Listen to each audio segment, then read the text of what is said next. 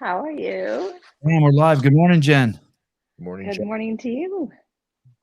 Jen, the gentleman in the black shirt, his name is Andrew Hiller. Hi, Andrew. Hi, how are you? Good morning. Pretty good, thanks. And Andrew's a friend I made through the internet, kind of like how I made friends with you, or I'm making friends. And We'll he's be friends by the end. awesome. Cool. Yeah, we're off to a good start. We're all drinking coffee. Well, not Andrew. Mhm. And Andrew is we both cover a lot of CrossFit stuff in the CrossFit space. And Andrew was out in California this weekend, listening to Greg Glassman, the founder of CrossFit's doing a talk out here. And while he was out here, he's at my house for the week. And I do a live podcast every morning. So like how Discovery Channel would have Shark Week, I figured, okay, I'll have Andrew in studio. He's across from me, and this will be Andrew Hiller Week. Nice. Yeah. Shark Week. Is there any relevance to that? No. I just thought it was It's like my 9th favorite animal, so. Oh, it is not. Nine? Okay, good. I didn't know that. Top 10. What's number one? What is number one, Andrew? This show has no superficial talk like that, but let's do it. I like gorillas. Oh. I like it. Now you know. Silence. Jen, there is a young lady, 21-year-old lady named Alex Gazan. Maybe I could show you her. I could pull this up. You're on a phone? Yeah. Okay, so this might be a little bit small, but I'll show you. I'll pull up a video of her. Oh, that's funny. When I put in her name into my computer, her husband pops up and not her. Alex Jake? Gazan. Yeah. Oh, there she is, Miss Alex Gazan. A young lady. She's been on the show before. She stumbled upon CrossFit and then started getting serious about it in the last couple of years. And a few days ago, she's an outlier in the bench press. And I'm trying to find the video, but a few days ago she benched 270 pounds. Nice. And she got so much shit. Obviously, this isn't going to be any surprise to you. Big arch. That she's using drugs, right? And of course, those of us in the space and who've been watching her are like, hey, you're out of your mind. She's not on anything. Oh. I thought you were gonna tell me she had a giant rainbow arch. Oh, It's actually the opposite. I think she's got That's way more usually in the the number tank. one. If she found out a little bit of technique on that, I think she could add 10%. Let me see. I'd like to hear your opinion on that too. Yeah, of course. God, there's so much to talk to you about. She doesn't do it like that. So here she is. Oh, this is a last set at 225. Where is her 270? I apologize. I thought it was going to be easier to find. Let me see. That's all right. Let me see here. How far back did you roll? Do you think it's pretty far back? No, it's more recent. Tell me Dude, is that Granite Games, dude? Go to the top. You crazy? Or is that the top and she pinned him? Yeah, I think she pinned him. Here she is at the semifinals with the dumbbells with the 60s. Mm-hmm. So she does 270. Keep Oh, going, here it keep is. going. Here it is. I apologize. Here it Okay. is. So she does 270. There we go. We'll look at this. On the right. And she's 21. Mm-hmm. And in our whole community, we're kind of like a cult, this whole CrossFit thing. And our whole community, the majority of the community is like, oh my God, this is incredible. And a couple people were like, hey, she's on something. And so then I started thinking, who is the strongest woman bench press natural? And quickly, the internet's littered with your name. And I say this, what a refreshing human being you are to see in this space. Oh, thanks. Yeah, you are man, it's great. It was great seeing you. Correct me if I'm wrong. Some of the feats I think I saw on your Instagram was a 325-pound bench. My best is 297.5 in comp. Oh, but at home, anywhere. Oh, at home, I've done 330 at home. Yeah, crazy. Yeah, to me that's what matters. I did the comp. Well, and that's with a pause. Just throwing that in there. And what is that? What is that? Tell me, what's a pause? So for competition, we have to hold it on your chest to where it becomes like motionless and then go. So you can't touch and go it. You got to hold it and then go. Okay. Is that where that 30-pound difference comes from? 30-pound. Because you said your best out of competition was 330. I think she said she paused at home too. Yeah, it was all pause. All I do is pause because that's what I have to do in competition. That makes sense. So it doesn't really make sense to get out of groove and start getting bad habits. Could you bounce 335 then off your chest, you think? Oh, easy. Yeah, I think so. So you want me to try it? I'll give it a try. yes. Just carry your Monday's my bench day. I'll give it a try on Monday. Although I'm at the very beginning of a training cycle, so I'm probably not there yet. And what's your best back squat? I'm not worried about comp, just ever. 362. And your best deadlift? 457. Yeah, crazy. Cool. Yeah, my squat's clearly the weakness, but Jen, before we get into too much fun stuff, I want to go back. Okay. Did you ever show her Kazan's bench, or are you saving that for later? I did. Oh, I didn't even show it. You showed it. I saw it. He played it. Oh, good. Thank you. It was good. She just needs to widen her arms a little bit. A little more arch would be better. But she's real close, like, real close grip. If she started moving that grip out a little bit, she'd get even stronger. Any take on her wearing sandals? Everyone is saying sometimes I do slippers, so. but what you wouldn't say that's going to make a huge detriment or improvements, would you? Well, because she's so far up on her toes, no. Okay. Like if she was flat-footed, for sure. Coming from the record-holding bench presser, thank you. You're welcome. What about it was driving me insane. Well, as long as she's not funny. Slipping, I mean, that's the only thing. I mean, I'm sure it just depends on how much leg drive you're throwing at it. It doesn't do anything. Well, if you're up on your toes, really, you're just trying to hold your position. You're getting a little bit of leg drive in there, but you're just trying to hold your position, Before I go further, I want you to know that anyone can go, and I'm sure a lot of you are going to want to do this by the time the show is over, because you have a wealth of knowledge. There's a website called, hold on, 132 Pounds of Power. Correct? Well, my YouTube has like tons of stuff on it. It's 132 Pounds of Power. And I just finished a whole quick bench tips series of just like tiny little things. Like they're like 3 to 4 minute videos. And I think I just finished like 14 of them, just breaking the bench press down into micro pieces. So if you want to work on your grip, you want to work on your takedown, your foot placement, your arch, anything, it's got a little video so you get to it really quick. One of the things I hate about YouTube is like they're 20 minutes long and you're searching for the one piece of information that you really want to know. So I made tons of little quick ones. But people could hear, you can contact Jen. She can come out to your gym and do a seminar, or you could subscribe to her app and you can get on one of her training programs. Oh yeah. Yeah. I would think I have a bench program. Like I have like 11 programs, and one of them's just about making your bench better. Yeah. I would think that every CrossFit coach in the ecosystem would want to take one of your programs and just plagiarize. Like, hey, here it is. Come get it. Come get it from the champ. I mean, yeah, it's you are a wealth of knowledge. Or you can go to YouTube and get it for free. Sure. Make everyone better benchers. Where were you born? I was born outside of Detroit in Southfield, Michigan. And you trained with your dad from a young age? No. No, you didn't. You did. I thought you were long distance runner and you did some of that with your dad. Oh yeah, I did running with my dad. Sorry. Okay. Yeah, so I did cross country in high school, and then I ran with my dad road races till I got to college, and then I found weights, and that was it. When you do you remember your earliest endeavors in physical activity? Were you an outside kid? Did you run? Did you play any sports? I think, I was born in 73. We didn't have the intranet or cable TV. So everybody went outside and played. Right. There's three channels, right? Yeah, there's 3 channels. The news was on one of them. So X went out all the way. So yeah, we were always outside playing games in the neighborhood, things like that. And then I got into,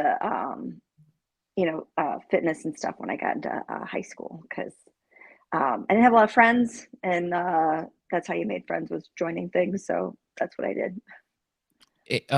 And did you ever have any thoughts as a child, like, boy, I'm pretty strong. I'm stronger than the other kids. Like you would beat them in arm wrestling, or you could do a pull up or anything? No, I wasn't strong. I was a skinny little girl. We actually, we had this class I took. One of our gym teachers when I was a freshman said, you have to take this class. It's called Marine Fitness. I almost think it was kind of like an early CrossFit kind of deal. I don't know if you've heard of it before, but I took it every semester in high school after freshman PE, and it was all around the marine fitness test. So you had to like do like 100 sit-ups in 2 minutes. You had to do, I think, 60 pull-ups, 100 push-ups, all this different stuff. But we did rope climbs, we did stadium runs, we did all these different jumping exercises, box jumps, and stuff like that. So that's where I started gaining strength, was just being in that class. Why did you take that class? Were there other ladies in the class? There's just 2 of us. The rest was boys, and a lot of them were intending on going into the Marines. So that's why they were in it in the first place. But I took it just because my gym teacher was like, you'd be really great at that. And I was like one of those quiet, insecure kids that tried to hide. And the fact that he paid attention to me and thought I would be good at something was like, oh my God, I stepped out of my shell and I signed up for this class. I was scared shitless, but I did it anyway. And they were just all the guys were super welcoming. It was a great community. They cheered you on, and you're always trying to outdo yourself from, your last session. I ended up just loving it. And I think that's kind of where I got a lot of my upper body strength. And what's made me kind of good at the bench press was I had these 3 years of doing upper body exercises that most girls don't do. Freshman, sophomore, and junior year. I did sophomore, junior, and senior year. Freshman year, we had to take PE, and in Michigan, you had to take swimming and pass swimming before you could graduate high school. Yeah, go figure. They should still have that. I know. Jen, so that teacher tells you that, so that means he saw something. Yeah. And I was like, no one ever really, like I said, I just blended into the crowd. I didn't want to be noticed. No one, I don't know. I just wasn't used to anyone giving me any attention. So the fact that he picked me out was like, oh my gosh. And do you have siblings? Yeah. I have a younger sister, and I have 2. I have brother and sister, but I'm the oldest. Do they, did either of them or any of them go to take the similar route as you? Did they do that marine fitness class or show any signs of athletic talent? My dad ended up getting divorced, and they ended up moving to Boston. But my youngest sister played field hockey, and she was excellent. She played for University of New Hampshire field hockey and got a scholarship for a few years. So my dad always wanted his boy to be like the athlete, and I always think it's hilarious because his girls end up being his athletes. Yeah. You so you go into that Marine class. Do you remember? Could you even do 1 pull-up when you went in there? I might have been able to do 1 or 2. I mean, I was so little, like it was just scrawny. I didn't weigh a whole lot. I weighed like 100 pounds. But by the end, I could get into the 20s. I never quite got to 30, which I think was the max out, but I can do it now.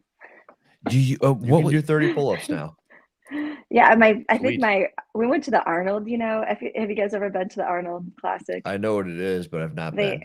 They usually have like a military setup where they encourage the crowd to come up, do pull-ups with the Marines, and then you'll earn a prize based on how many that you do, and they'll have like a record board. I think I did 35 when we were there. And like when we did pull-ups, we did them very wide, and your chin had to touch over the bar, and you couldn't swing your legs. So it was always done very strict, pull-ups. How tall are you, Jen? 5'5". And what's your walking around weight? Right now it's 144. And is that your fighting weight too? No. Well, our weight classes just changed. Oh. So now I either Don't have you hate to go when down, they do that? it pisses me. They've changed so many times in my career. So now I either have to go down to 132 or eat up to 148.8. So I'm going to eat up. Andrew, sorry, Jen, to just objectify. Well, I'm not sorry. You have like the most perfect physique and expression of woman that they're, or you look fucking amazing. I show you this, Andrew, because this is what 30 pull-ups. This is 30 pull-ups. Looks right? That looks right. Yeah, this looks like what God intended us to look like. I cannot believe how normal. And here's the thing: I see pictures of this, and I can't just believe how normal you look. Because when I think of the powerlifting community, I don't think of normal people. But you just look like a normal Careful, that's offensive if you say that sometimes. Normal. I know. She just How like. dare you say she looks normal? I mean, She she What looks just- great. really is normal though? Well, There you well, go. by There you go. by normal, I mean your body is expressing itself in no way to me that looks out of I don't know, balance. You don't look like a specialist to me. You look like a very healthy expression of what we're supposed to look like a strong sunflower plant in the front yard. You're like, yep, this one's gonna make it through the year. It's not gonna blow over. Just a real. So Jen, when you were in high school, you said you were scrawny, and Yeah. at what I'm not point believing it. I'm yeah, not at what point believing did it, that buddy. change? I'm not believing it. So that's what you look like present day, right? Yeah. Have you looked like that for, I don't know, 5 years, 10 years? When did that all change? In college, like when I started lifting, that was one of the reasons I kept going. Because I started, well, I was super skinny and I had like no shape at all. It was just, it was like a stick. So it was exciting to get shoulders and pecs and muscles and like look less like a stick. So I guess I really kind of did it for aesthetic reasons, honestly. In the beginning, I just Andrew I knows. enjoyed He it. does everything for aesthetics. He knows. I love aesthetics. Yeah, they This- told me this is my I had no thing. boobs, and they told me if I started lifting, I'd get boobs, and it was Did it help? cheaper than an implant. Oh heck yeah! Yeah. Yeah. So like I don't know. Sometimes it goes the opposite direction, but would that be maybe the let go or conditioning that you were doing? When I just women do didn't. a whole bunch of conditioning, sometimes they say that they lose their boobs. Well, I didn't have any, so anything. You had none. Okay. It was all gains. Awesome. It finds that medium ground. If you have none, you get some. If you have too much, you Yeah, lose some. right. Well, yeah. I mean, the boobs are fat, right? So Did you ever go just- through one of those stages where you were trying to throw down as many calories as possible to throw on the additional mass? no, I No. was always too worried about getting too big. Isn't that a weird balancing act? I mean, especially considering you wanted to throw on the muscle mass. You got the bench press world record and you've been doing this for so long. Most people I know went through a stage where they're throwing down weight gainer shakes and they're eating everything in sight. And Are those all men? no, I know women No? that do that too. I guess I probably have a slight case of body dysmorphia. We all do, dude. I think we all do. Where I just like to look a certain way. I like the way I look. I work hard to look that way. Dude, you look so, amazing. You look I'm telling great. you, it's crazy. It's so, crazy. yeah. So I am careful. I mean, I'm really right now. I'm carefully trying to put on a lot more protein to try to gain mass to get up a little bit higher in this weight class and not, put on fat. So we'll see I how like it goes. how you loaded that dumbbell to yourself. Let me clear something up here really quick. The main reason why I asked Jen to come on is two reasons. One, because of the bench press and the relationship to Gazan, you guys, and two, because she's natural. Andrew, do you have any doubt that she's natural? That's why I asked the question about how long she's looked that way. Because, well, actually, my fiance Alexis was incredibly scrawny. And what was it? Maybe 2015. She was probably 120 soaking wet. She's about 5'6", and she's gotten all the way up to 160. And it's just been CrossFit training. And she would be considered one of the stronger women in our circle. And I've actually seen a lot of women go through just it's pretty cool when a woman in their 30s gets introduced to sport or weight training for the first time and they completely change and throw on what would be considered an unnatural amount of muscle mass. She put on 40 pounds, Andrew, in 5 years. She put on 120 to 160. 2015 through 2021. And she will be very she called herself the fat gorilla mom when she was in the 60s because she put on her diet needed to be cleaned up, but she kind of walks around at about 148 to 153 present day. Okay. Yeah. But she I put definitely on gradually huge put amount on of weight over time, but I did put a lot of weight on in the very beginning. You got the newbie gains, and you're putting on all that muscle mass, and then How much would you say that was from where you were a rail to where you're kind of fighting weight is right now? Yeah, I was probably went from like 114, and then after I was in competing for a couple years or just even training for a couple years, I got up to about 130. And then I've just been gradually from 130 up to where I am at 144. But I eat pretty well to stay at the 144. Dude, look at her. She's the same age as me. Look at her fucking skin. She has no weird veins. She doesn't look like a saltwater fish. Weird veins. Veins are cool, dude. She looks. I know, but I don't see Jen, any. what do you think about veins? I've got a lot of them in my legs. You know what I And they're mean? cool, right? You like know what them. I mean? She doesn't have the giant vein down the forehead. She doesn't have this crazy snakes. I mean, do you see? She looks as natural as can be to me. I've just been doing You're not that for a buying long it? time. You're not Let buying her it? know she's gonna like this compliment. Come on, dude. Your girl is not natural. Talk about Alexis. Oh, you're a girl. My girl. Thank you, David. Hey, David, but do you think Jen is natural? Yeah, look Jen. at Sean says she's natural for sure. Yeah. And Jen, how do you feel about those comments? I'm sure you've seen them roll in. People have to be accusatory. It used to bother me at first, but you just get thick-skinned about it and just realize that people have to say things like that to explain maybe your extraordinary strength or how hard you've worked because they can't themselves do it or aren't dedicated enough to do it. So, it's an explain away, right? So if anything, it's explain away. She just flexed her pec. Did you see that? Has the habit. Look she has the same habit as you. Yeah, I just posted something like that on my last Instagram post. We were in Miami and there was a bodybuilder there and we were at this party and we were doing a pec dance off. Did you win?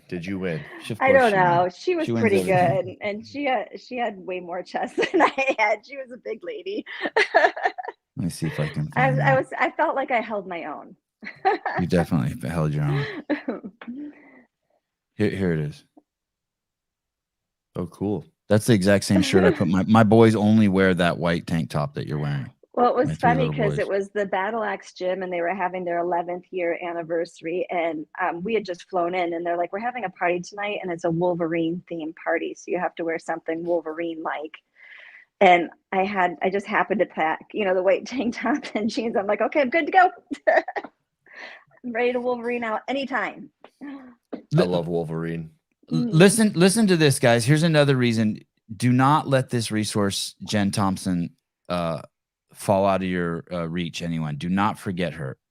When she started, she was already strong when she started, which is kind of unfair. She started with a back squat of 185, a bench of 215, and a deadlift of 300.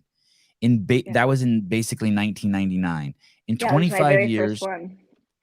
25 years, she has lost. She's only made gains basically, and she's never been injured. She's never not had gains except for the couple times she's been injured. And at 50, she's extremely healthy and never had shoulder issues. Is that that's correct? Fair character? Yeah, it's nuts. No shoulder issues is crazy. You don't hear that very often from I get bench that all the pressing. time. Yeah, everyone always asks me that, but I do think it's just a lot of technique and listening to yourself while you're training. Not going too crazy sometimes when you're not feeling it. You can go a little overboard sometimes, but I just think we've always had a really great training program and the way we do things, and it's served me well over many years. Do you ever get any body work done?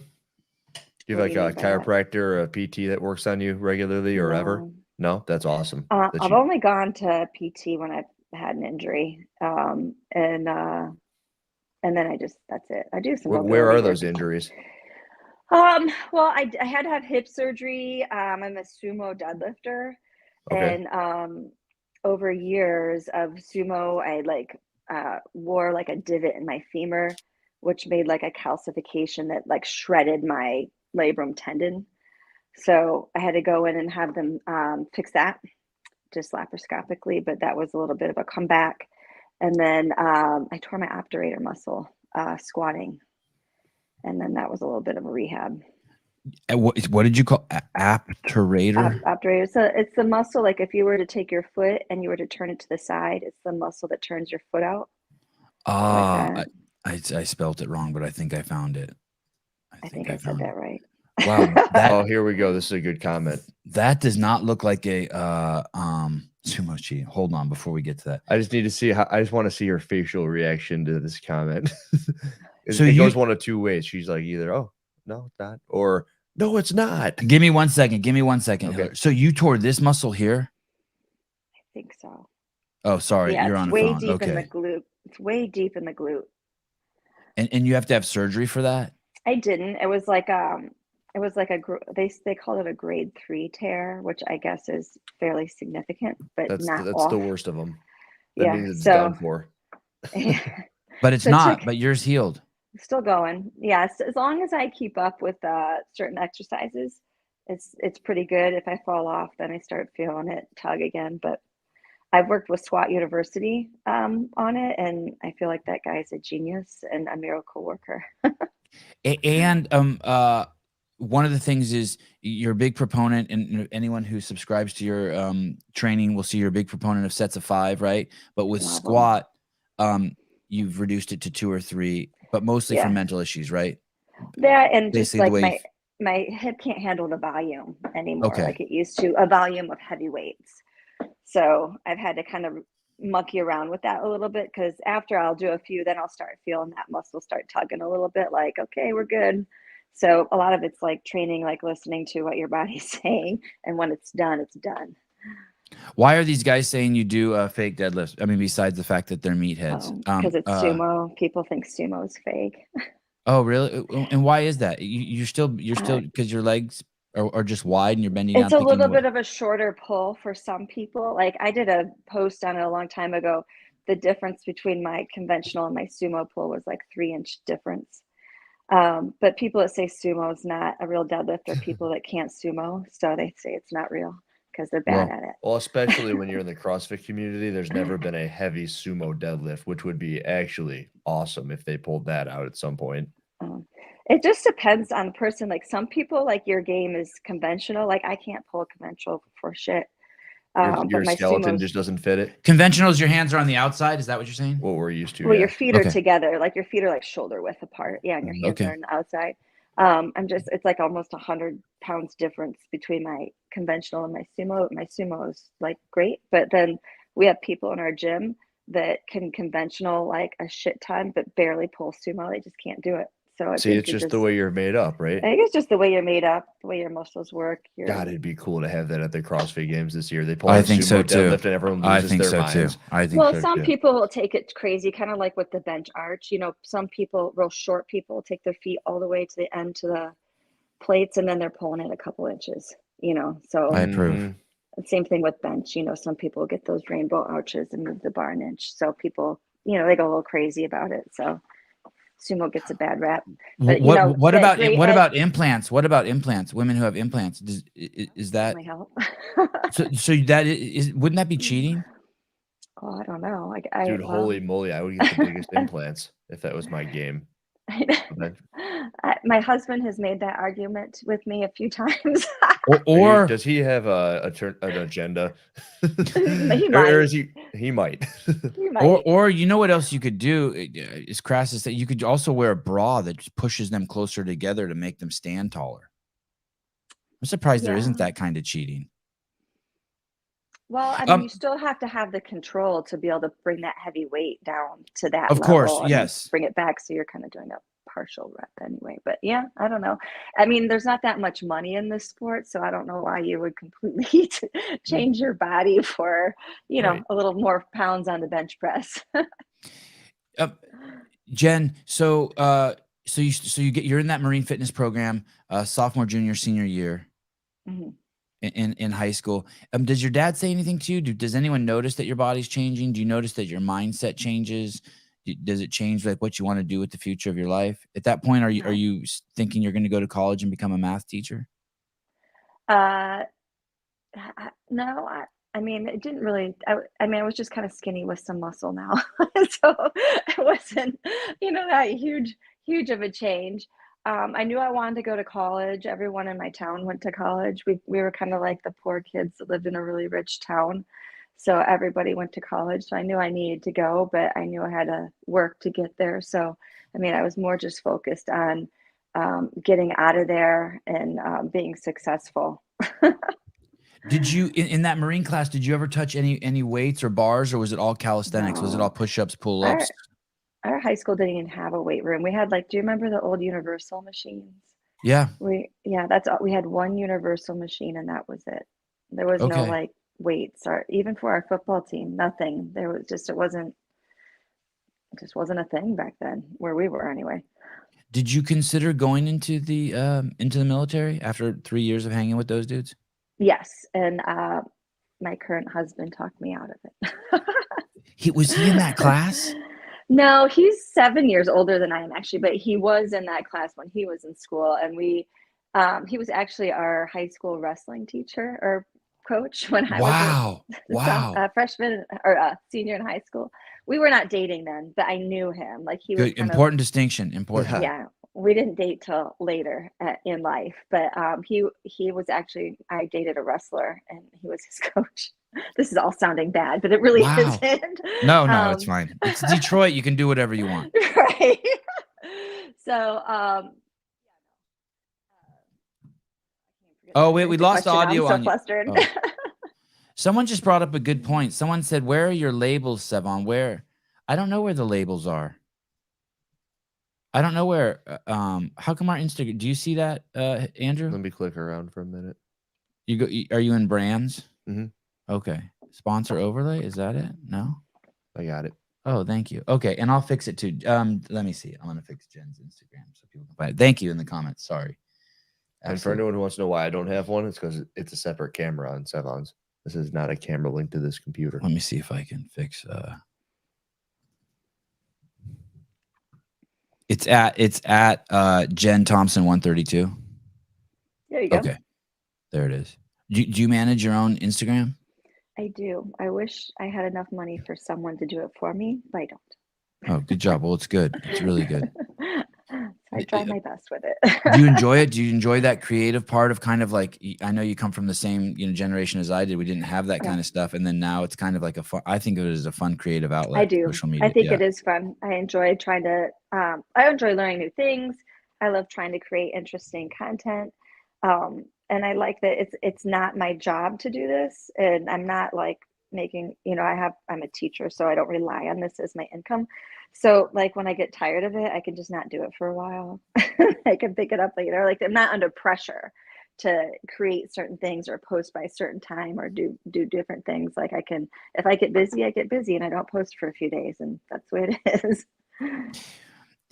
So you do you remember the very first time you bench pressed? Yeah, well, yes. And I ended up in college. I ended up moving out of my house, and I lived in a rental house with my current husband, Donovan, and three of Were you his dating friends. or did you meet? Or No, just housemates? I just housemates. I need somewhere to stay. And so he learned how to weight train in the Army.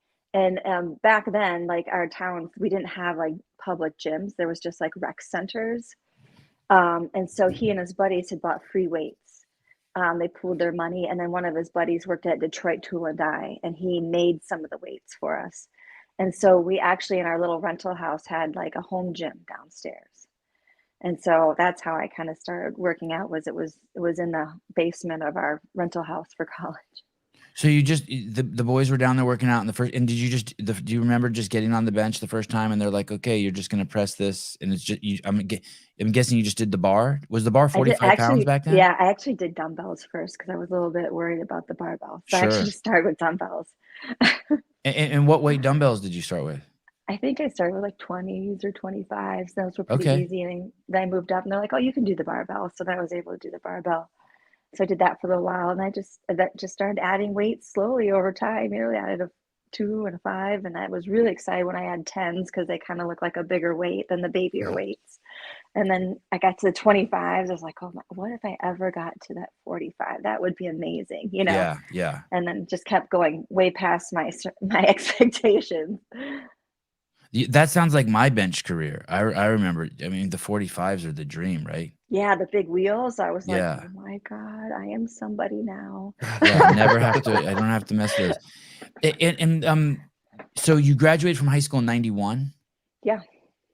And so then during that time, and then you go to college. So during that 4 or 5 years from 91 to let's say 96, you're fooling around in the basement with the housemates. Yeah. And at that time, are you deadlifting and squatting also? No, we didn't do that. All we worried about was how much you could bench. Yeah, makes sense. Makes sense. Yeah. Legs were like an afterthought. We had like a hip sled.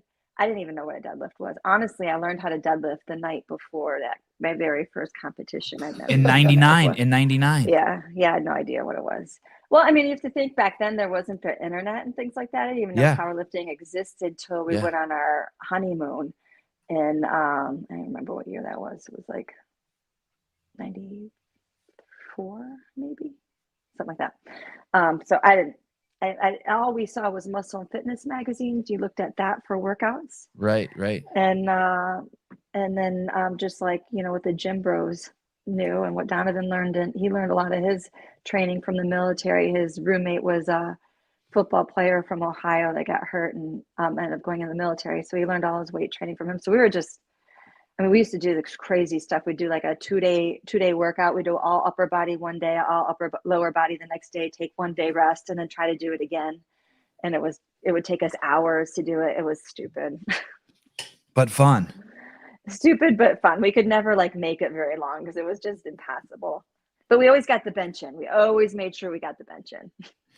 And you got along with working out with, what's your husband's name? Brendan? Donovan. Sorry. Yeah. And you got along with Donovan always working out. Some couples don't work so good together. Well, when I started competing, we had to have a little coming to Jesus. Oh. About how things were going to work the best, because he was a high school wrestling coach for 10 years or something like that. And those guys are pretty aggressive, right? Yeah. I'm not one of your boys. I'm a girl. Yeah. You yelling at me is not helpful. It makes me want to hate you and walk away. Right. So we had to talk about how the best way to motivate me and train me would be. It was a lot different than what he was used to. And is he still your primary coach today? Yeah. We just kind of coach each other. We have about 5 people that come work out with us every day. We all help each other out. So, we all kind of look out for each other and help each other out. And we're always kind of talking about how we can change things, improve things, make them a little bit better. But yeah, it's just always been us. Is he crazy proud of you? Oh yeah. A little over the top. Awesome. What is his best bench press? I think his best raw bench press is 375. He was a equipped lifter for a long time. So what lifter? Say that word again. Equipped.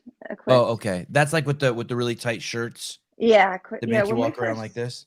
Yeah. When we first started, that's all there was. There was no raw lifting till I think 2008 or 9. Everything was equipped. Yeah. And you lifted against those people without the equipment? You didn't put those shirts on? Oh, no, I had it on. You did? I had it on. Yeah. But you didn't like it? I hated it. Yeah. And I was never very good at it, honestly. My best equipped bench, I think, is 331, which is, what I can do now raw. Okay. And I think my best squat was maybe 405 with the knee wraps and the suits. And then my best deadlift was maybe 405 also. So that went away. That's gone. Yeah, it's gone. I was ready just to drop it anyways, just because it was difficult to use. It hurts when you use it. It's hard to explain something. I bench 330, but I don't really bench 330. Yeah. Yeah, dude. I hate those things. Yeah. And they hurt. They hurt. Oh, is that why you hated it? Because it hurts? I hated it because it hurted. Mm-hmm. It hurt my joints. It hurt my skin. I went to a doctor's appointment one time after a squat workout, and I had these angry lined bruises around my hips and then around my armpits, and the doctor handed me a domestic abuse pamphlet. Oh, and she's like, "Do you want me to call somebody?" And I'm like, "No, I did this to myself." It's just crazy.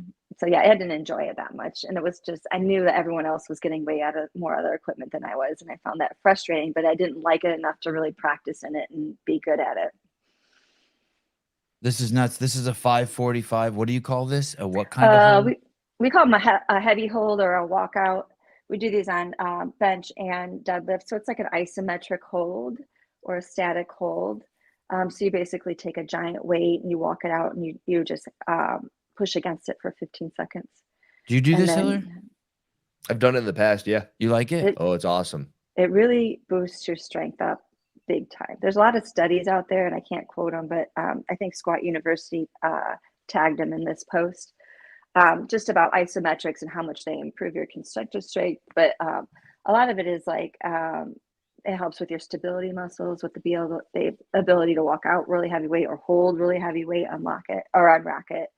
And then it just makes everything else feel so much lighter after you do it. Anecdotally, do you feel the neurological stimulation? When you do a heavy deadlift hold, you feel like, okay, you know what I mean? How you kind of lose those fine motor skills if you try to write your name after you deadlift. it doesn't work so well? Do you feel that just from, you know what I'm referencing? No. We don't do it on deadlift. So, Oh, I thought you would put the just, wagon wheels on. I thought I saw in a video somewhere you would put the wagon wheels on and just. That was like a partial lift. That's like a rack pull almost like. So you're just working the top end of the deadlift. Okay. So it's overloading also. Yeah, it's a form of overloading. I don't know. I've never tried to write my name after. Have you ever tried that? I have not. No. Yeah, try that. I have a hard time just writing my name now because you barely write anymore. Everything's, online. So when you have to write something, I have to really concentrate on those letters.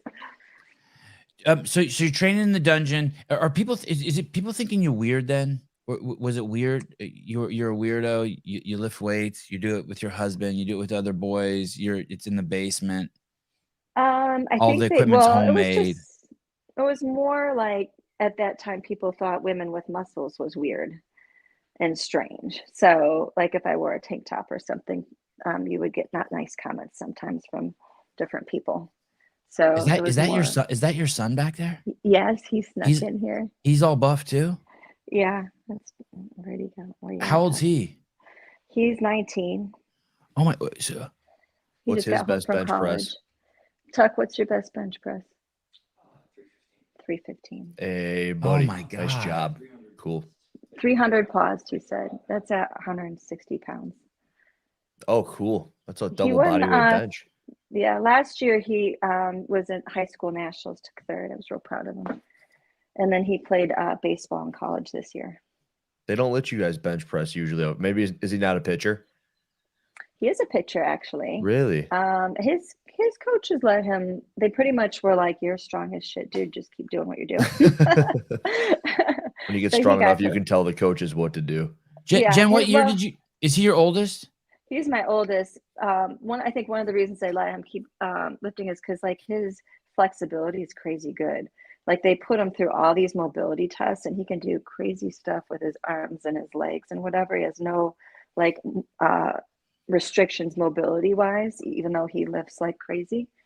So, so they were good with it. Probably not all programs would be, but they were. Did you see the way she looked at her, Hillary? She's like so proud. Look, that's how moms look at their pride and joy, their legacy. Jen, what year did you have? What's his name? Tucker. Tucker. What year did you have Tucker? Well, we adopted Tucker from Russia. So he's got some strong Russian genetics. Oh my goodness. That is awesome. And what year was that? That was 2004. 2004. And you have another child also? Yeah. I had him. What year was that? What year did you have him? 2005. Okay, so look, I'm looking at this. You have the bench press national championship first place in 2005. 2004 is the only year you don't have a world or national title. Did you not participate because you were at home taking care of Tucker? Yeah, when I was pregnant too. So. Oh, okay. Okay. With getting big with the baby. So it was not advised to keep lifting then. So, not scientifically speaking, but just on what you think. I don't care if it's truth. I just want to hear your thoughts on what happens to a woman during that time in terms of her strength. Did you experience some lows and plateaus? Because we do see these women in the CrossFit community in their third trimester getting really strong. Go ahead. I didn't lift heavy. I lifted, but like my doctor was like, you can only lift with as much weight that you could have a conversation with while you're doing it. Okay. Was my so 225? Yeah, for you. honestly, it was 2 something. So and then like no squats, no deadlifts. So I just did enough to really keep in shape, and of course, like weight training is part of your everyday life. So it's not something you want to just give up. So, I mean, I continued with all my workouts. They were just, a lot higher reps, lower weights. So you did, so you kind of, you didn't listen. You heard him, but you're like, okay, I squat over 300 pounds. Like I'm still going to squat. Would you do air squats or would you actually weighted squats? No, or I didn't do any squats at all. No squatting. No, I did like leg press and leg extension, stuff like that. In hindsight, are you glad you listened to him, or in hindsight, would you think you are glad? Well, I just think, it's probably controversial, but I mean, you That's okay. can lift weights while you're pregnant, but to me, it wasn't worth any sort of risk. I was all into not putting myself in I mean, how bad would you feel like if something happened because of, you chose to do something? So anyway, I didn't do anything. I felt like they told me not to squat, so I didn't squat. How was your comeback from that? It was hard. And I think it was just more hard the fact that you have two small children at home than anything. You're just stressed, busy, tired. I think I believe my numbers were fairly plateaued for a few years. Like I was making not huge gains. I don't think I was losing too much, but They had plateaued up until the pregnancy, or after? No, just after. After, yeah. 3 years later, in 2008, you won the Raw Powerlifting Championship. So that means that's your total for bench, squat, and deadlift. Yeah, that was, I think, one of our very first Raw events in powerlifting for USA Powerlifting. It was all equipped up till then. And right at that time is when CrossFit started really taking off. Did you how did that affect your community? Was that exciting for your community? Yes, I think CrossFit really gave powerlifting a huge jump. We got tons of female athletes that came over from CrossFit to powerlifting because some of our events, are in the CrossFit. And so I think for some people, like CrossFit's pretty tough to stay up in that kind of shape for that long. And in powerlifting, you don't have to be. So I think sometimes it's a little bit easier. But we did get a lot of crossover, especially on the women's side in particular. We got a big boost in our female powerlifting population, I do believe, because of CrossFit. And do you still see it to this day? Not so much. I think we'll get a few that head over, but I just think I think it's just hard to tell. Our female side of powerlifting is huge now. I think we're about 60-40 men to women as far as our membership goes, nationally and internationally. So a lot of people there is a lot of people have done CrossFit and then they do powerlifting or they go back and forth. And this is a CrossFit Kendall. Is this a seminar you put on there? Yeah, I did it with a few other people. We did it just this last weekend in Miami. I did it with Daniela Mello and Jen Rotzinger, and then a woman that owns Sisters of Iron Strength Apparel, and then the owner of the Battle Axe Gym. He does powerlifting, but they do a lot of strongman kind of stuff. And so we just had a really awesome, fun weekend. CrossFit Kendall was really sweet and opened their gym to us, and then we gave all the money to the House of Valencia, which helps kids that exit out of the foster system, helps them kind of get into life. Oh wow! Yeah. Why did you adopt a child? What was the? I just never wanted to have one. Oh. I just figured I'm a teacher, so you see all these kids that need homes and parents, and I always thought it would be really cool to let somebody else have the kid and then I can raise them because they didn't want it or couldn't have it or whatever, So I just thought, I just never had this big burning desire to have quote unquote my own kid, biologically anyways. And then I was so into powerlifting and really all that sort of stuff. I never really wanted to take the time to do it. I think I've always sort of lived on this, like, you don't know how long this ride's going to last. Like, how long can you be good at this? And I was afraid if I took time to do that, I would never get back. So I just didn't want to do it. And my husband and his brothers and sisters are adopted. So I always thought that was super cool. And then so was your next baby an accident? Well, I hate saying that word. Okay. Maybe unplanned, but pleasantly surprised. Yeah. Nice. I got two of those. He goes, Mom, you told everybody that I was an accident. I'm like, no. That's okay. And in hindsight, are you glad? Are you really glad you had? This is I didn't see the conversation going here. Tiptoed on this one, didn't you? as being a woman, right? Do you think that was an important in hindsight? Are you like, wow, that I'm glad I got pregnant. That was an important evolution for my body to go through. And I use the word, no, you don't. You think you would have been fine without it. You're not like, holy shit, I made a mistake. I'm so glad that happened. That would have been a mistake if I didn't have a kid. Because I didn't want to have kids. And I think that now in hindsight, I'm like, ooh, that would have been a mistake if I didn't have them. I don't think so. Like I'm grateful I got to experience it. Like it was nice, I guess, to go through it, but I would have been fine not. Okay. Interesting. Because I would have just kept adopting kids. So, it's not like I was choosing not to have a family. But it just wasn't important to me to make something that had Donovan and my genetics together.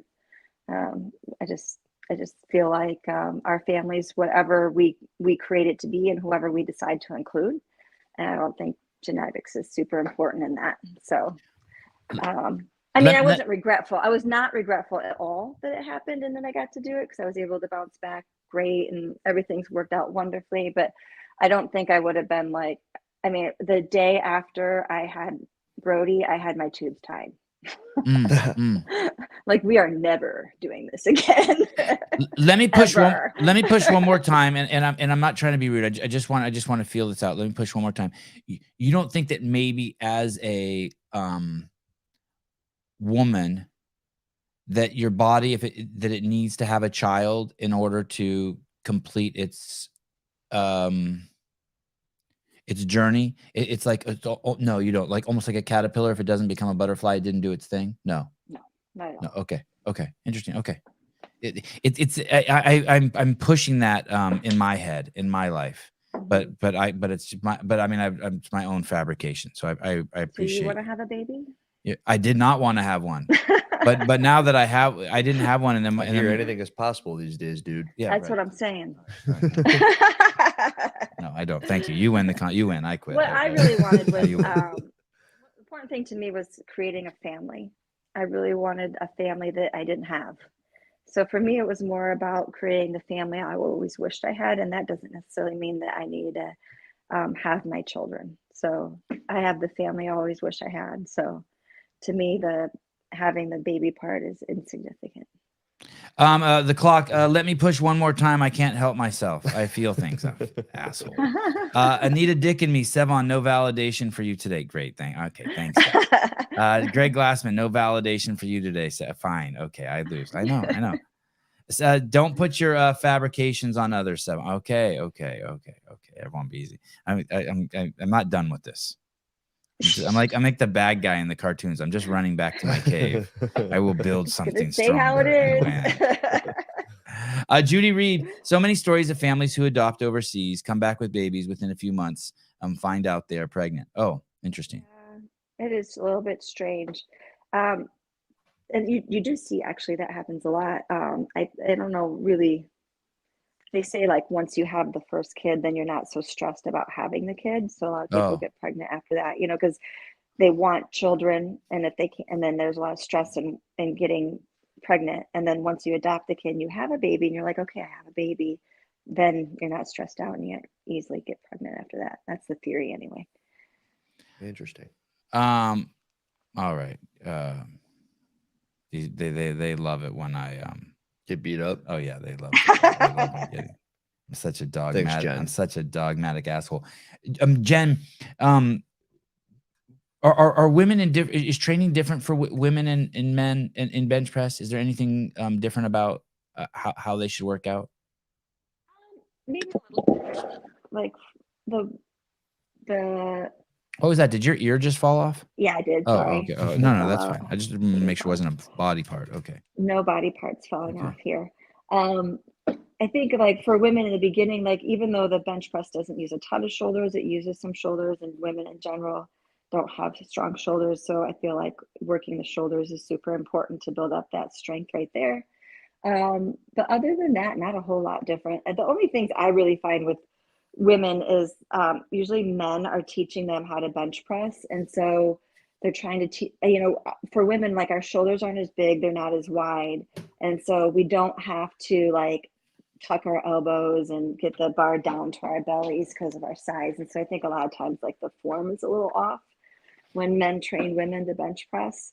or they just do it the way, someone told them to do it. So they just keep passing on the same thing over and over, that one way doesn't work for everyone. So usually when I have like women in our bench press seminars, I'm changing their grip around a little bit, widening a little bit, and then telling them not to tuck their elbows and aim down to their belly, to kind of get their elbows out a little bit and hit a little higher on their chest is usually what I'm doing. Gotcha. Okay. So there are nuances. A little bit. Cool dogs. Can we go through a list of just like stuff you do besides bench for bench? So right there, you were doing push-ups on a balance board. Yeah. I saw you doing dips. Mm-hmm. I saw you doing incline. Yeah, incline, decline. We do a lot of overloading. We'll do like pin presses, board presses, floor presses, things like that. What about this thing? What's this thing called again, Hiller? The skull? Do you do tricep extensions? Skull crushers and tricep extensions? Yeah, we do those like we have like what we call an accessory day. So we do those on our accessory day. We like close grip bench. Sometimes we do decline close grip bench. We'll do the overloading. We'll do triceps, things, shoulders, log presses. I like to keep things log presses too. Log presses like the strongman thing where you got to. Yeah, I love to do different stuff all the time. So I'm always throwing in different exercises and doing different things because I get bored easy. How narrow will you bring your grip in? Will you come in all the way? For close grip? Yeah. I mean, will you do the whole gambit of the bar from wide to? No, close grip, usually you just do about shoulder width, like where your armpits are. I think she judged me there, right? Did you see that? There's a little bit of judgment. There's a little bit of judgment there. I got judged. It's okay. You ever bench pressed? Hey, someone just got a bench. I just saw it delivered by Amazon the other day. He got his first bench press. That's the bench for the bench for the patio outside. Do you know what bench I have, Jen? I have the kids squat rack from Rogue, and that's what I bench on. And it's it's a kid in the bar so long on it that I have to be careful. I can't start with the 45s on there because the bar, it will teeter over. So I'm not even in your world. But I try to be. I'm always surprised by non-CrossFit shows. Jen, you're awesome. Don't get to watch a lot of them, these live in Australia. So this is also for all the semi shows. Well, thank you, Wayne. Aww. This is kind of a CrossFit show. Kind of a CrossFit show. How do you figure? I mean, because this is one aspect. She's she just does CrossFit, but slow. Oh. With a lot of weight. What do you do? I'm late. Did Sevi show her the Gazan 270? Yeah, that was my inspiration for finding Jen. And then and like I said, I'm just so pleasantly surprised because I have this belief of the powerlifting community of the way they act and the way they look, and she doesn't fit into any of those fucking molds. So I mean, I would say most people aren't like that. In the mold that I'm thinking. Maybe. Like I think of these people who are just so they don't even look human anymore. You know what I mean? Blood coming out of their nose. People I know. Right. Okay. That's the crazy stuff. Okay. Yeah. The majority of the people are very cool. One of the reasons I've stayed in it so long is because the community is so amazing. You're like a really attractive version of Martha Stewart. I've gotten that so many times. Not the attractive part, but lots of people told me I look like the younger Martha Stewart. Yeah. That's how they say it without being as, I don't know, brash as potentially. Although wasn't she just on Playboy or something? I what is Sevan's bench press? I one time got up to I put a I'm little, I'm 5'5", 160-pound man, and sometime in my 20s I wanted to bench 225, and I got up to 182 pounds. I was taking as much creatine as I could, eating everything could, and I never did it. I never got to. I did 220 once. That was the most I ever did. You've never gotten 225? No. Two 45-pound plates on there. Is it too late for me, Jen? Are you? No. But I'm 51. I don't care. It's not too late. No. Tell him it's in his brain. It's in your brain. You just need my program. Maybe I should do that. And I'm telling you, and that's with no pause. When I say 220, I'm like bouncing it off my chest. Like, what would he need to do? Oh, geez, to get his bench press to 225, Jen? What do you think? Just expose himself to it, right? I know. Well, yeah, I mean, it's just all about. Well, you have to start with good form, and then it's just doing it consistently, honestly. like working yourself up every workout, increasing the weight, getting the required sets. And I've never And done reps. sets of 5. My whole life I've done sets I of feel 10. like they're the That's perfect. part of They're the like the issue. utopia. 5? It's like because the I'm first 3 switching. are fairly easy, and then the last 2 you really have to work hard to get them if you're doing the right way. So You it's just like have in never between, put, like a lot in the middle. you never put a weight on your skeleton, dude. 10, you'll never get there doing 10. You'll look pretty No. decent doing 10. Oh yeah, now you're jumping on her bandwagon. Beat me up while Jen's here. You could have told me this yesterday. You didn't ask. Oh, all right. Jen, what about in swimming? You're not supposed to go swimming by yourself, right? Like you have a pool in the backyard. You're not supposed to swim by yourself, even if you're an Olympic level swimmer. Do you bench by yourself? Not usually, but we have safeties. So if I have to, I will, but I'll make sure the safety racks are up. But not very often. It's like every once in a blue moon. Do you have any good bench stories where you got trapped under a bar? You're by yourself at home? No, I've dropped it though before. That Like doesn't slip, feel like good. like slipped off. Slipped out of my thumbs and bounced off the chest. Ooh. Yeah, that didn't feel good. But other than that, not really. Boring. David Weed, nipple piercings. No, that's not one of the subjects. But probably not good to have nipple piercings. Yeah, I'm sure there are people out that do though. That sounds like it could be injurious. So where was that? Oh,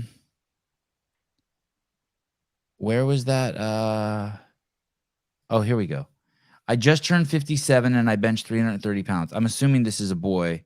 But we kind of need to know how much this dude weighs, right? Agreed. Yeah, like if he's 430 pounds, it's a little. Profile picture tells me he's about 275. Because it's a sloth? I don't know. I got nothing. I like how you guys thought about it though. Because it's this. Imagine being in elementary school telling your friend, "That's my mom, can outbench your dad." Hey, yesterday I went to a friend's house and my 8-year-old, there's a workout called Murph. Are you familiar with this thing that we do on Memorial Day in the CrossFit community? I know. Were you going to say Murphy? Yeah, Murph. Yeah. I know what one of those is. All right. And so my 8-year-old was telling the other kids there about watching his mom do Murph. Uh-huh. Yeah, and that made me so proud. What do you do for conditioning?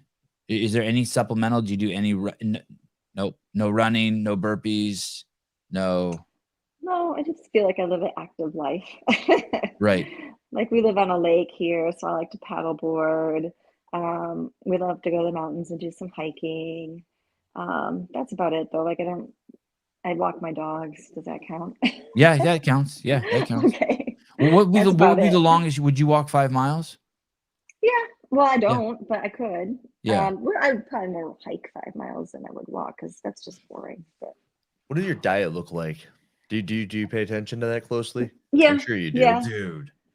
I mean, I look at you. I mean, I'm sure you do. I'm just curious. Yeah. Protein grams do you hit? Do you have something that you follow?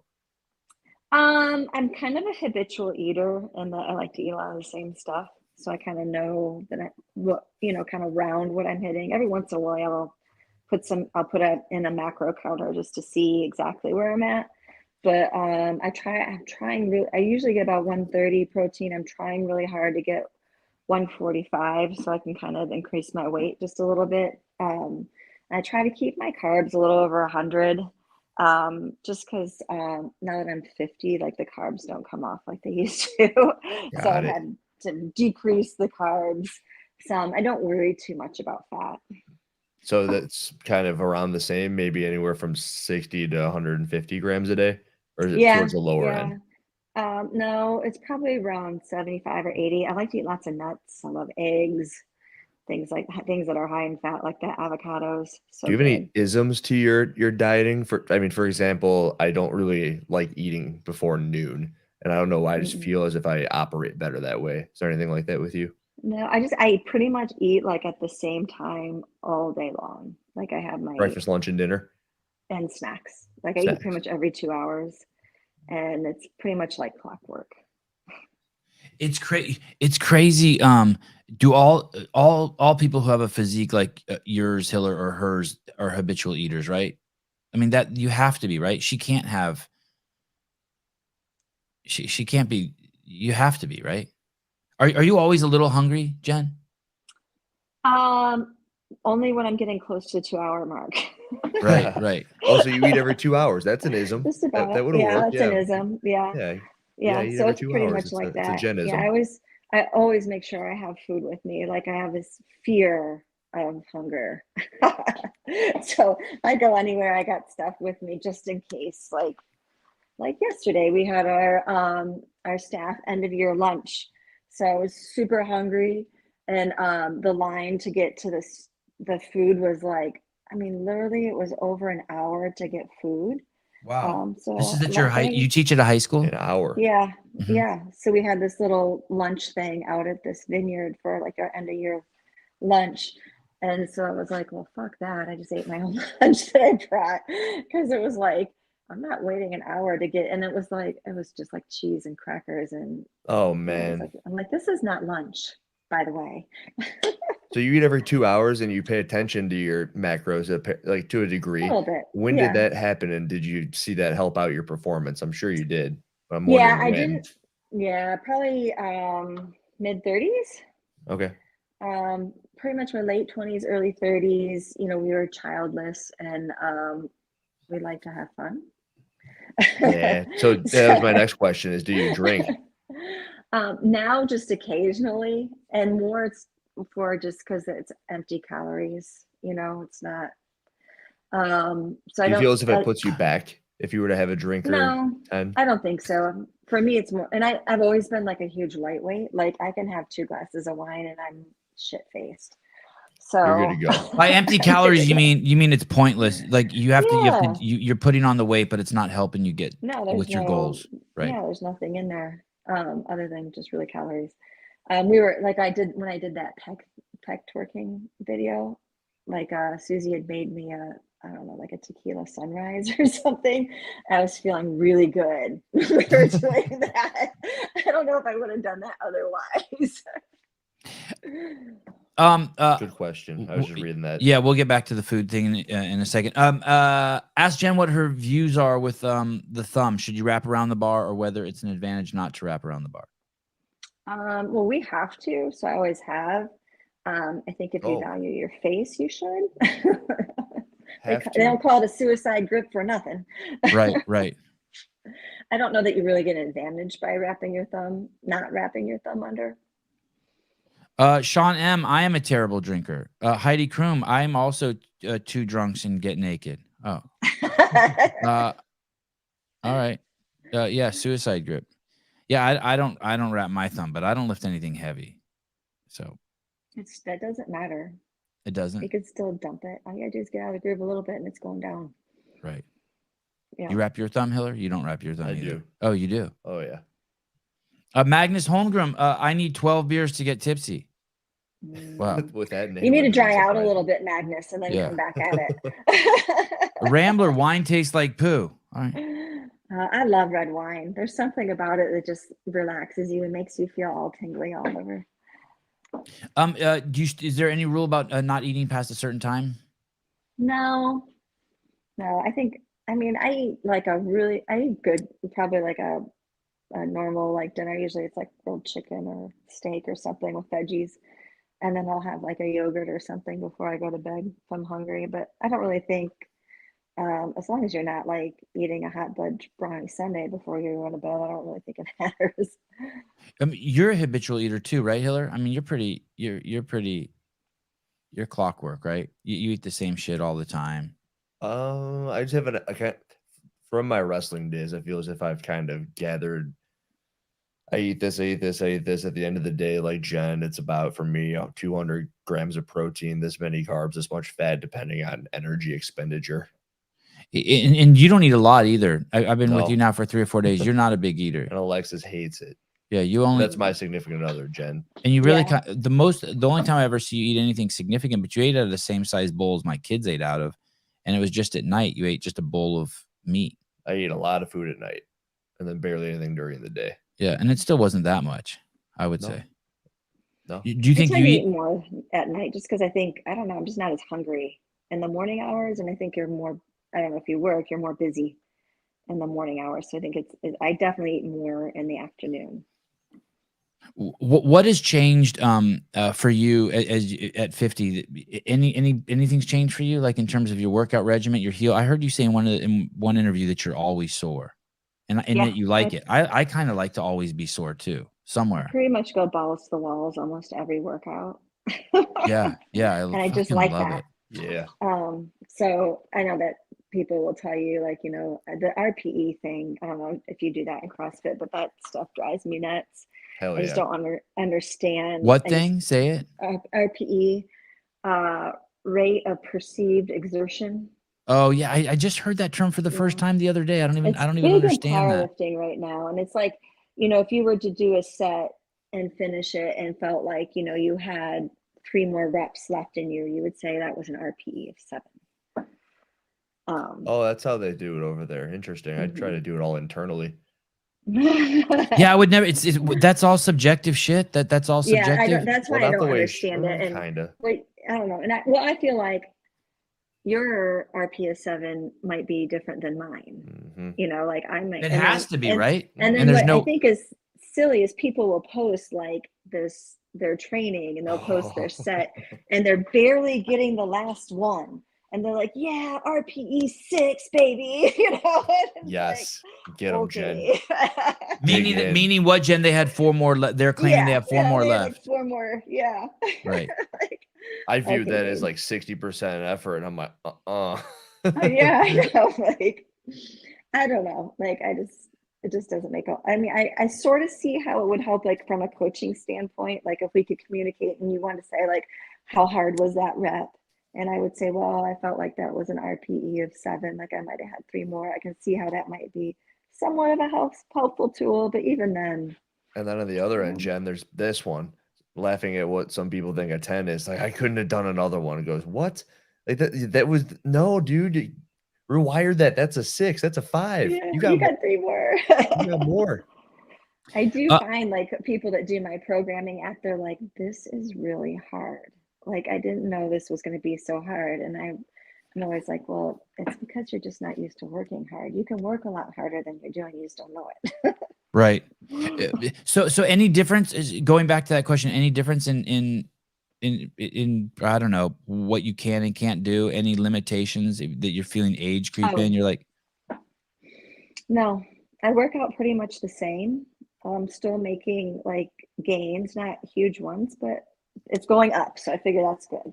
Yeah, that's crazy. I heard you say that in another interview too. That's basically been 25 years of just incremental. It's just gradual. It's just been gradual gains. And the only thing different probably is the food is, I can't eat the way I used to. Otherwise I do put on weight. And then I'm just way better at sleeping, about getting in sleep and naps. So. Oh, tell me about napping. You're a napper? Me too. I'm a napper. I love naps. Tell me about napping. If you do hashtag let the champ sleep, you will see hundreds of pictures that my husband takes of me napping in various places. Yeah, I love that. I'm like, oh my God. But I just love it. Like, I nap for 20 minutes and like, I am so recharged and I can take on the rest of the day. But as I'm getting towards nap time, I'm like, okay, I need a nap. Look at this. I typed in just in Google search, let the champ sleep. And right there, your husband's Instagram pops up. Yeah. Nice. Yeah, he owns that. That's awesome. Yeah. It's like usually like in a car. Wait a minute. Is his name at Jen Thompson's husband? Yes. Nice. I love it. Oh yeah, and you click on it and there you are, just completely Z'd out. Zonked out. Yeah. I made him take down the ones like my mouth is hanging open and the drool is coming out. Oh man. It's usually in the car, in between baseball games. How long is a nap for you? Oh, like 20-30 minutes. Okay, me too. I like 20 minutes. Yeah. Yeah. I usually just like zonk out for a little bit, then I'm up and I'm like, all right, let's go. Do you sleep throughout the night? You without waking up? I wake up quite a bit. I toss and like I spin around all night long because I get uncomfortable. Like I lay on my back and then my butt gets numb. Then I go to the side, my shoulder gets numb. And so I basically just spin all night long. Okay, good. That makes me feel better. Misery loves company. This is very interesting. You don't know who this is, but this is this guy's in the comments a lot, and it's very rare he says anything. He's going out on a limb here. Jen is a real one. This is Wow. Michael Myers. God, I would retire if he said one nice thing about me. Thank you. Yeah, that's crazy.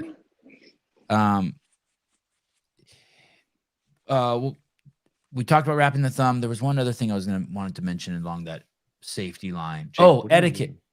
Etiquette. Did you want to say something, Hillary? I won't forget. I'm gonna write down. I'm reading Jake Chapman saying anyone who can nap and not feel awful is a psychopath. I'm not really sure. Oh, we'll get back to napping. What's the etiquette on let's talk about some of the etiquette with bench pressing. When you're bench pressing and you're stuck, in all the videos I see, it's always your husband seems to grab the weight and then pull it off you. What about just like in high school, how they used to do it, where they just like tap their fingers and help it's all you. Yeah, it's all you. You got it. And then you've got no more left to do any sort of workout after that. Oh, you're done. That brings up an amazing point. I saw you in a video go. Let's see if I can find this. Oh, I don't have the link, but it says you failed 335. Mm-hmm. And then you tried it again and you got it. Yeah. And I was tripping. I was like, wow, that's crazy.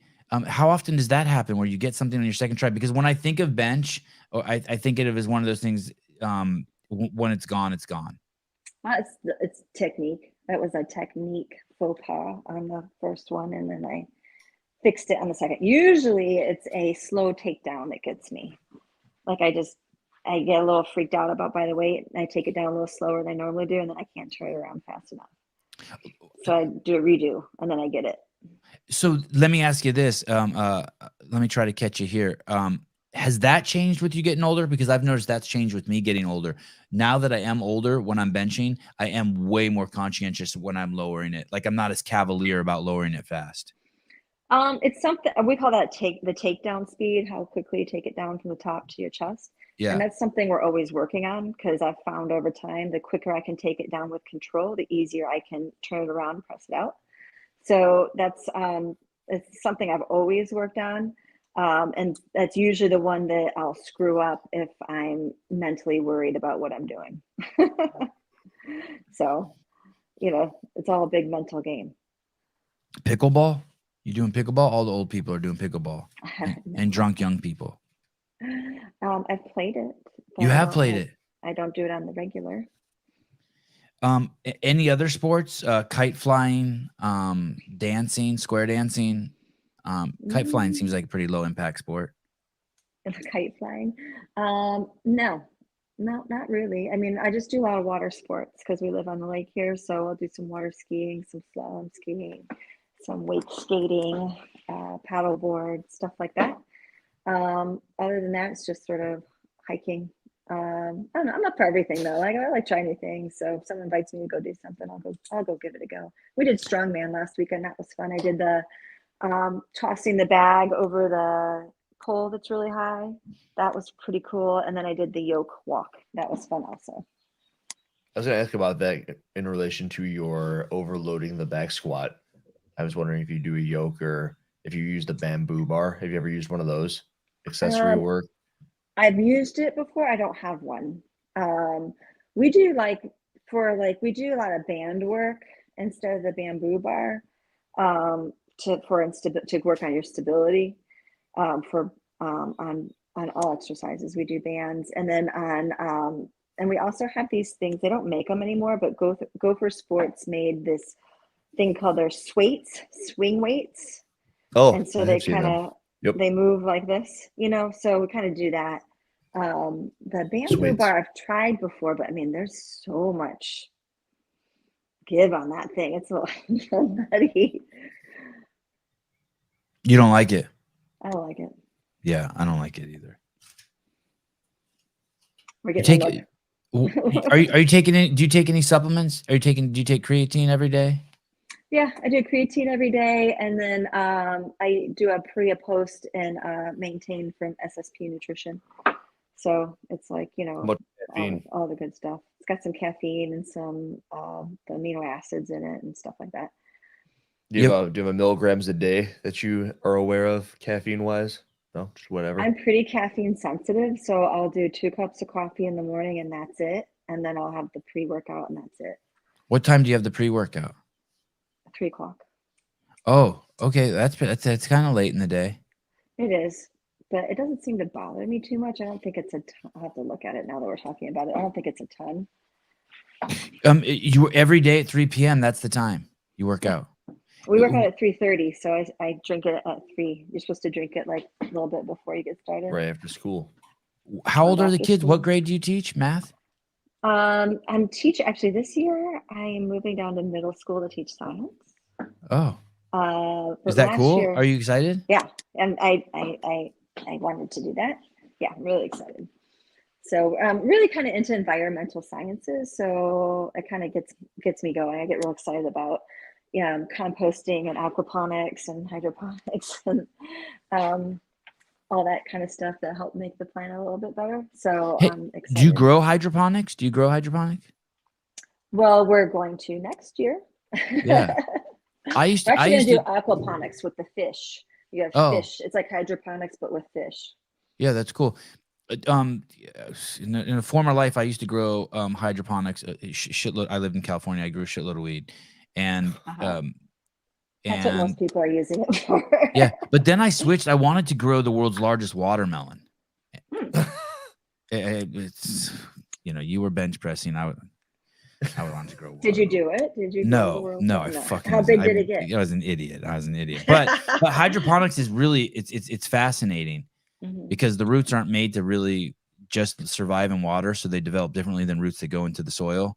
And I thought it was so crazy, and you could tinker with the nutrients and the pH, and it was fun. I really enjoyed it. I did it, and with marijuana, I mean, I didn't smoke a lot of marijuana, and I haven't smoked in years. But with marijuana, it's crazy rewarding because that plant grows so fast, and so you can tinker with stuff in the morning and see it like hours later. Yeah. Oh. They're doing shipping containers, and they're putting like curtain rods in them and doing hydroponics. Yeah. Shipping containers to grow lettuce or whatever. Yeah. There was a ton of that with weed in California as I was growing up, like shitloads of shipping containers. I'm looking through her Heidi Kroom, a pic of Jen's garden, please. I'm looking through her Instagram. I don't see any of her garden. I posted them in my story and stuff like that. I tend not to post too much on my Instagram with my school because it's just a little, I don't know. Right. We sign a social media. Yeah, they do. My kids follow me. My kids' friends follow me. So I'm always fairly careful about what I'm posting. I've got a buddy who's in the education system and is always getting in trouble for posting stuff on the internet. Yeah. Oh, really? We have to sign something at the beginning of the year about like the ethics policy and all this sort of stuff. So I don't even really want to mess with it too much. Eric Wise, can Jen move to California to be my kid's teacher? Those are some lucky kids that she teaches. Oh, thanks. Sevi, she's talking about vegetables and you go straight to weed. It's just all plants. It's just plants. That's okay. It's plants. Drugs are bad for you. Don't do them. Don't burn anything and smoke anything. Did you smoke weed? Me? Yeah. No. Oh, good. No,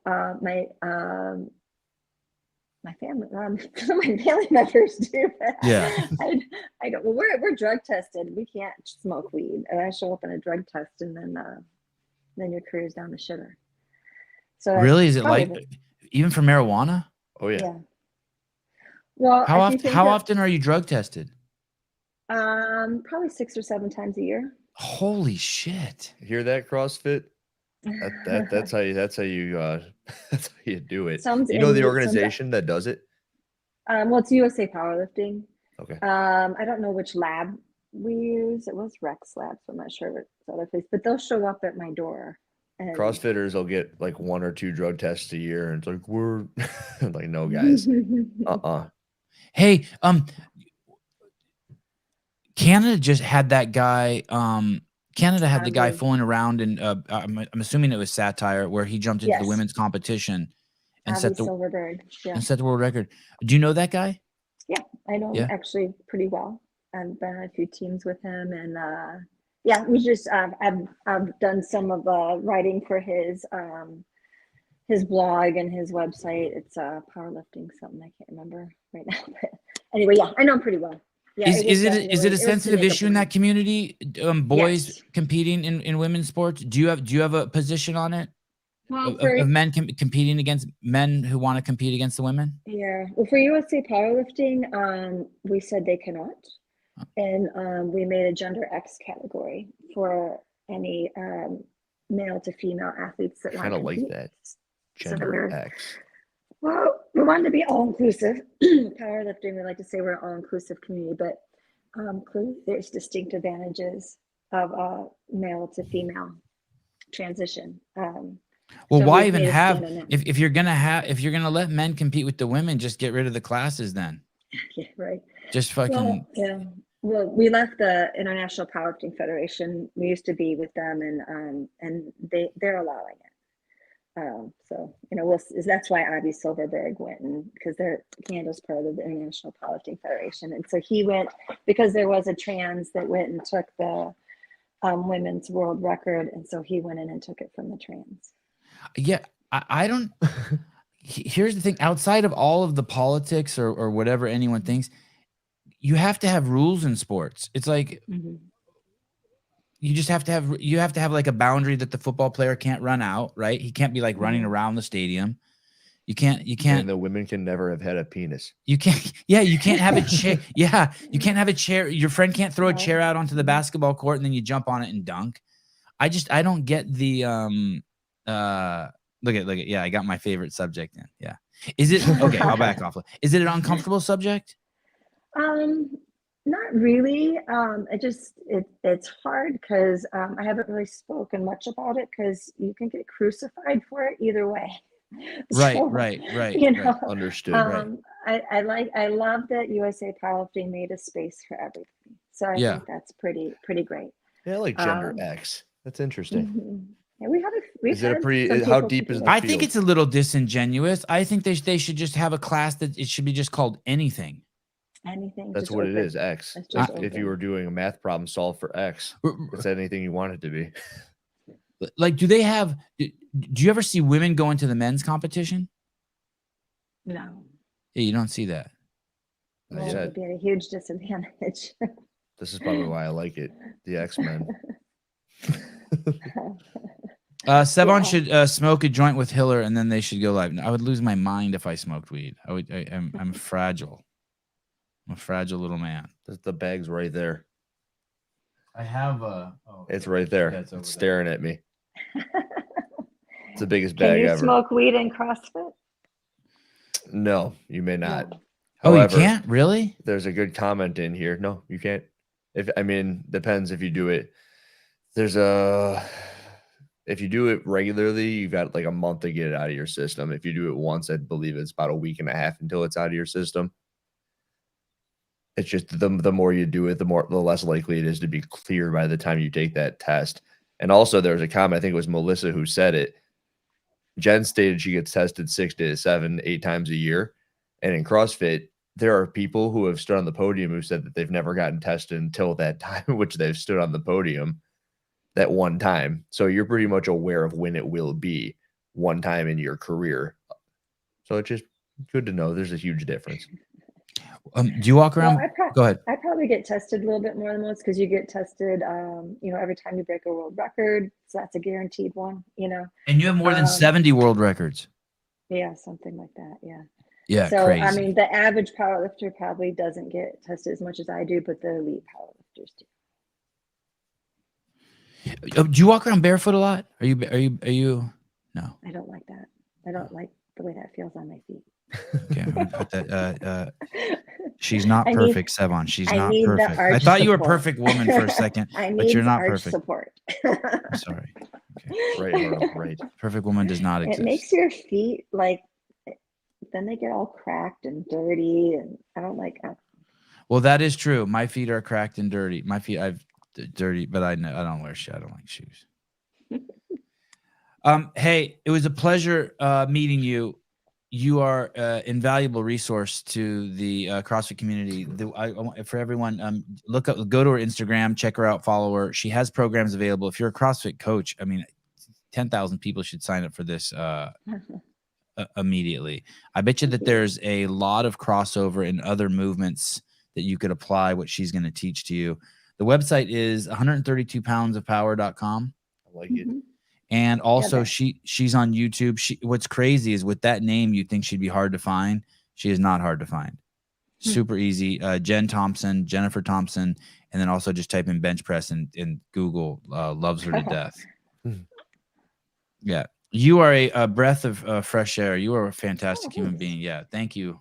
Well, I really enjoyed this. This was a lot of fun. Thanks. Cool. Thanks, Jen. Thanks for sharing your son with us, letting us get to see him too. And tell your husband thanks for letting us borrow you for the morning. Really appreciate it. Don't fall asleep on us. Oh, I won't. It's not quite nap time yet. I've got about another hour. Then I'll be out. Well, one final thing. When's your next competition? I have bench nationals is in Phoenix first weekend of August, and then we have our Raw nationals in Memphis. I think it's the second weekend of September. And do they stream that? Yeah. Mm-hmm. Okay, cool. All right. Thank you so much. Thanks for coming on. Thank you. Bye-bye. Have a great day. Why can't, when I ask you if like she's natural, you'd be like, of course she's natural. What's wrong? Because you can never be certain. Isn't that a you thing? Oh. You don't even know if I'm on using stuff. That's true. You told me that. You're like, you're not certain. Yeah. Even if I saw you put the needle in your butt, I wouldn't know the stuff you're using is what you say it is. Very true. See? Come on. So it's big. You act like I don't listen. It's 8:31 and I've had a huge dose of humble pie today. Everybody acts like I don't listen. Sevy has Flintstone feet. Dude, that is totally legit. Yeah, they are. That's totally legit. Hey, I saw a video on toe spacers, and it says that when you wear them, you're supposed to wear them, start for 5 minutes and work your way up. I started just straight with 2 hours. Remember when you were doing those 3-hour shows? Yeah, I would. These are. Are you noticing anything? How's it going? I mean, now I notice it right when I take them off. I notice it like crazy. My toes are like significantly further apart, but as the day goes on, they kind of move back in. But it feels so good. Can you wear those with shoes on? I don't know if you can, but they in the video it says some people work out with them. I would not. I personally would not do that. Sevan, I sent you a DM about Hannah Black. She would come on the podcast. Oh, awesome. Okay, I DM'd her. My DMs are so fucked up. Why? I can't keep up. Well, I'm toast. I fell behind, and then it's like this perpetual. And then you know what happens? So there's people that I usually always read their DMs, but since I stopped reading their DMs, now there's a number by them. 9+. Yeah. And I see that and I panic. I'm like, I cannot open this. I cannot open this. Yeah, it's a bad feeling. No one's getting muted or ignored. Trust me. I'm like, I'm gonna go to Sunnyvale right now to the skate park with my kids, and I'm gonna sit down and I'm gonna try to go through a shitload of DMs. Jake Chapman, you are wrong. I will not clear it. No, this motherfucker doesn't. He has no stress like that. He's not obsessive compulsive around his DMs. I have 130,000 unread emails or something like that. Hey, dude, Hiller has. There's something. Yeah, that's crazy. There's something you need to know. I'll tell you a couple of things about Hiller. One, I told you he's extremely sober. Two, he has no problem shutting off from the outside world, like at all. Like he doesn't need his phone. He doesn't like. He'll turn everything off and go away. Like he's not like a lot of ding dongs out there. And three is he has no. It's Jake. He is committed. There's no. Like he's been at my house and I've never once been worried about him. A little bit last night, I wanted to make sure that he got food because I wasn't around, but you don't have to babysit him at all. And when I came home, he doesn't even come out of his room, and I go knock on the door, my kids go in there and he just works. And I said, hey, I'm going to work out. You want to hang out later? And he says, yeah. And then like 2 hours later, I go in his room and he's still working. Like he's always working. Yeah, man, that video had to get done. It's doing well too. I'm so impressed by you, dude. Thanks. I'm so fun. You're the easiest guest I've ever had. It's my opinion that the only reason you go to college is to prove to people that you can hit timestamps. And I knew the European semifinal was going on soon. I'm like, I got to get this out before the next weekend semifinals start. Yeah, awesome. Good point. But thank you. All right. I know we don't have a lot of stuff scheduled right now on the YouTube station, but we will. We're going to get a shitload of stuff scheduled in the next little bit. I don't know how we're going to tackle a European. Hiller should coach Mao. I could totally help her out with some stuff. Totally. Andy would make a natty or not on her saying she's natty. Just like I just did, right? You can never be too certain or uncertain. Do you think she's natural, Jen Thompson? Jen? Yeah. If I had to go on a sliding scale, it would probably be 70-30. Wow. But just because her numbers are so crazy? Do you see anything in her face? I don't see anything. I was the whole time. I actually think I saw. She looks like my wife's body. She looks like, right. So stuff like that, Haley's kind of a crazy physique. Yeah, she's built. It's awesome. And there was ups and my downs. wife does yoga and hot Pilates. Her son walked in. Yeah, and, he has a 315 bench at 19. I go, oh, it's in their genetics. And I was about to say it, and then there's he's adopted. And I was like, oh no. So it's oh my god, 90% chance she's natural. It was adopted. Doom, back down to 70. It was kind of a roller coaster I was on over here. I just see her face, and I'm like, man, she looks so fucking healthy. Yeah, she does. That's about as attractive you could be at 51 years old or whatever she is. She's cool too. Yeah, I think she doesn't eat enough. Actually, I can't really say that though because she's the best at what she does. So that's always the ultimate kick in the butt. Her physique is crazy. Dylan Dykes, do a natty or not on Matt Fraser. He's actually. Can I say something here? Sure. I think it's actually been done for a long time. It's just not released. I haven't seen it, but from conversations I've had with Hiller over the last, I don't know, 18 months that we've been friends, I suspect it's done. Is my wife turns 35 in 6 weeks? Sevy, any tips? Lots of doggy style? I don't know. What do you mean? Yeah, I don't. Yeah, what? My wife has a crazy body though. It's pretty. It looks just like that lady's body. Agreed. Yeah. How old is Haley? 40. I'm 51. She's 3 years younger than me. 48, maybe. 48. Yeah. She looks good at 40 for sure. And then did you tell everyone she did on Murph? Had you or no? Were you going to do that? I don't know. She did well on Murph. Yeah, she did. The boys were all about it. Yeah, they were talking about it last night to the other kids. 35 is young. Yeah, 35 is young. But my wife does a lot of my wife just basically works out every day, but she considers hot Pilates working out, and it sounds hard as shit. She does yoga probably almost every day, and then she teaches CrossFit in our garage. So, all right, yeah, she's natty. My wife's like granola. I have a hippie granola chick. I was walking around with these little packets of flavoring for water, and I had to hide them. So I'm like, I don't want to contaminate this house. No, it's fine. I can't contaminate everybody. It's fine. We got a liquor cabinet, and there's always a bang or two sitting in the fridge. It may sit in there for months, but we always keep some smutty shit around. All right, guys. Great show. Thank you, Hiller, for doing Hiller Week. And I'm not sure. Hiller and I might come on tonight. I'm not sure what's going on. We might do another impromptu. Okay. I'm really jealous. Hiller told me right before we went on that Bethany Shadburn was on the Spins podcast. Fucking hate Spin now. So jealous. Bethany and her big head. Yeah, fuck, she's hot. Let's go see if he really did do it. Where is that? He did. It's great. Let me see. Check out Bethany's big old head. What I look at? Bar. What's his? Spin? Barbell spin.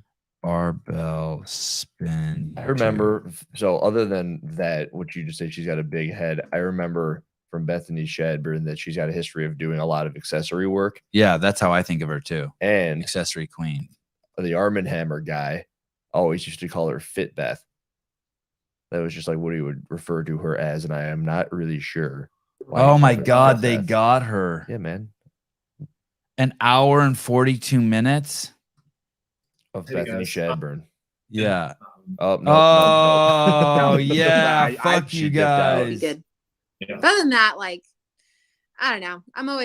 I'm game for anything. You come on the Sevan podcast? Did you hear that? I'm game for anything. I love not knowing the workouts. Dude, she looks just None of that like Gal Gadot. Dude, she is so cool looking. God, Bethany Shadburn is so cool looking. Doesn't she? She looks like freaking Wonder Woman. However, Dude. she is a way better physique than Wonder Woman. Yeah. We need to bring Mark Zuckerberg. We need to bring on Mark and talk about his Murph time. Okay, I'll get Mark. Yeah, That always kinda Clydesdale drives me Media. nuts. Bethany's the best. When people think Wonder Woman's Not got a sporty, crazy Beth. physique, Bethany Shadburn. Oh yeah, yeah. drives me freaking crazy. Well, I mean, it's like she's in great shape for sure, but And John Young, hubba hubba. yeah, dude, he was killing it. He's very fluid, and the thoughts coming out were great. Fuck John. Content in relation to what he knew about Bethany was good. Fuck Spin. Come Bethany, on, come Bethany, on. why are you slumming it over there? Spin through a plant in the background. I was thinking, he's good. Weren't you telling me I needed a plant? No. I don't think so. Not a plant for you.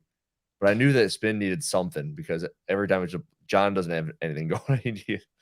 Sevan, she wouldn't come on. No, I'm projecting because I'm probably a little scared of her. I like her so much. I think she's so cool. But we had her scheduled to come on and it kept getting postponed for some reason. I can't remember. I think it was leading up to the games the year that she got the 49ers. And John's face looks like he's on ecstasy. I mean, dude, they got Bethany Shadburn. Going 10 G's. Yeah, I kind of want to watch. I want to watch it, but I know I'm just going to be just like so jealous. I think 20 minutes in. I hate eyelash extensions, dude.